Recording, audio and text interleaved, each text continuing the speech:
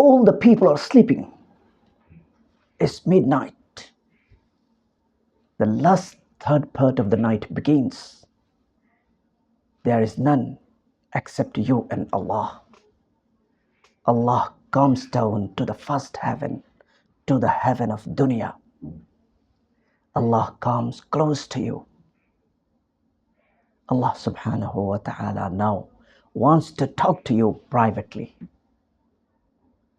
Allah wants you share your pain with Him. Allah wants to listen to you. Allah subhanahu wa ta'ala wants you to share your pain, pleasure, everything with Him. Allah calls you. مَن يَدْعُونِي فَاسْتَجِيبَ لَهُ. Who will call me now? I will respond to his call.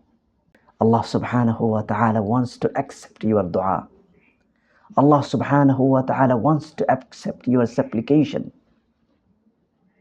Allah says, مَن يَسْأَلُنِي فَأُعْتِيَهُ. Who will ask me now? I will give him. Allah wants to give you, but you are sleeping. Allah subhanahu wa ta'ala wants to accept your dua, but you are sleeping. Allah subhanahu wa ta'ala wants to listen to you. Allah subhanahu wa ta'ala wants to solve your problem, but you are sleeping. So who is responsible for our problem? Who is accountable for your problem, for your suffering, for your difficulties, for your calamities? You yourself is responsible.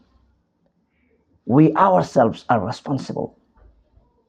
Allah subhanahu wa ta'ala wants to give us, but we are not ready to accept Him. We are not ready to accept it. Allah's Messenger sallallahu alayhi wasallam says, مَن لَمْ يَسْأَلِ اللَّهِ يَغْضَبْ عَلَيْهِ. Whoever doesn't ask Allah, doesn't make supplication to Allah, doesn't seek help of Allah, Allah gets angry with him. How far rich one is in this dunya, if you ask him once, twice, thrice, he will be disappointed, angry with you, dissatisfied with you. But for the case of Allah, Allah is totally opposite. People get angry if you ask them for help. And Allah subhanahu wa ta'ala gets angry if you don't ask Him for help. This is the difference between Allah subhanahu wa ta'ala and others, and human being and His creation. So the problem is with us. Allah wants us to ask Him for help, to call Him, and He is always ready to respond to our call. Ud'uni astajib lakum. The problem is we don't know the correct methodology, correct method of how to call Him, how to make our supplication. We don't know the method. Problem is with us. And if we know the method, we don't or we can't fulfill the conditions of dua. For example, one of the conditions of dua to be accepted by Allah subhanahu wa ta'ala is our earning should be halal. If you earn halal, if your food is halal, your accommodation is halal, your dress is halal, Allah subhanahu wa ta'ala will accept your dua. But if your earning is haram, your dress is haram, your accommodation is haram, your livelihood is haram, Allah will not accept your dua. How many of us are fulfilling this condition and making dua to Almighty Allah subhanahu wa ta'ala? Many of us will fail to fulfill this condition.